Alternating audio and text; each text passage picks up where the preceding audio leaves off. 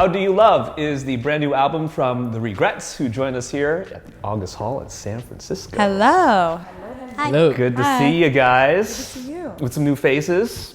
Yeah. Brooke and Drew. What's up? This is our first B-Sides maiden voyage That's interrogation. So crazy. Whoa, yeah, get ready, y'all. Welcome. Oh gosh. Well, let me start with happy belated birthday. Thank you. 19, Thank you so much. And Thank you. glowing. Thank you. I'm trying. How did you celebrate your birthday on the road?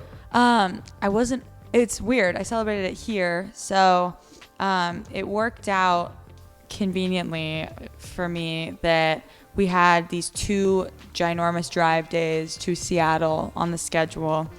And the first one being my birthday. And where were we before? Minneapolis? Minnesota. Minneapolis. Oh, is that in Minnesota? Yes, I think so. And I'm pretty We sure. see who did well in geography. I didn't. I swear. I don't know. I didn't know.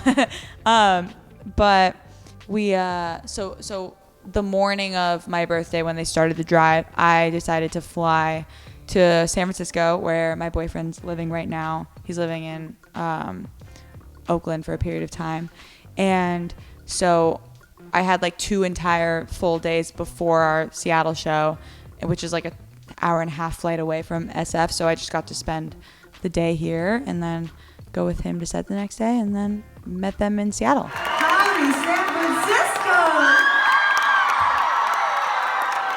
We're the Regrets. We are so happy to be back here. We love SF so much. So much. It's probably in my top 3 cities that we love to play the most.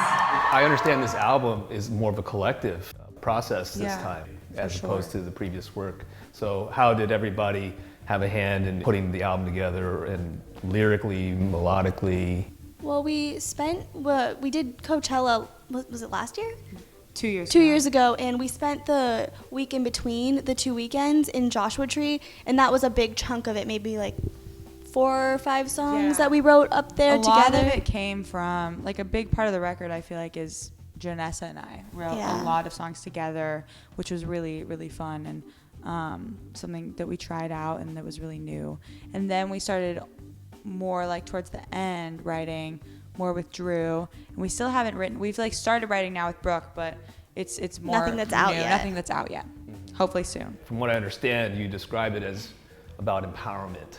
Yeah. And it comes at a time where a lot of socio-political unrest and uncertainty is going Absolutely. on. But you kind of put a layer of love and relationships as kind of the driving theme. And if you dig, right? So what were some of the motivating factors of all the things coming together? It was a record, or it is a record that I think that now I look back on the situation that I was in this weird relationship that I was in, and that the main storyline follows. There are songs about other relationships and other things and people, but it all follows this arc that I went through. The biggest part of what I went through is how I feel now and how I felt after the fact of making the album, and those last songs on the album really reflect the outcome of my relationship, and I feel like that is kind of the overarching story that I want people to take away. Brooke, what's it like to play some of the older stuff that you may not have more of a hand in or involved in? I love it.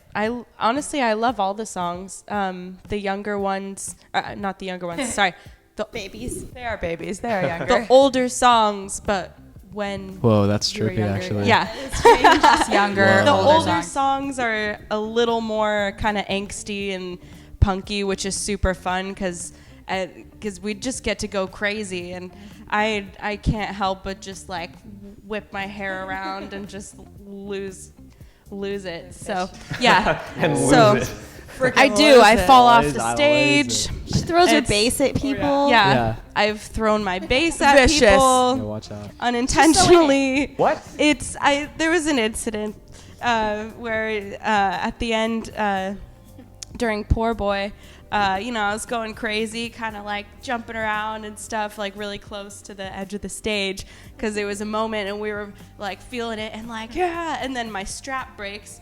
and it goes woof, and it Wait, and when was this? This was at the Fonda. this was at the Fonda. I didn't know This that. is the Yeah. first thing Josh Nailed goes, somebody. you have to find the video. That's why I of was Brooke on the losing her ground, face. is Yeah. because my Yeah, strap it fully broke. fell off. You didn't Brooke got know all it? There's the like a video of it. And I'm standing hit there someone's like, do I face? get on the ground No, too? it almost did. No, it didn't. It Just almost like the did. base fell off though.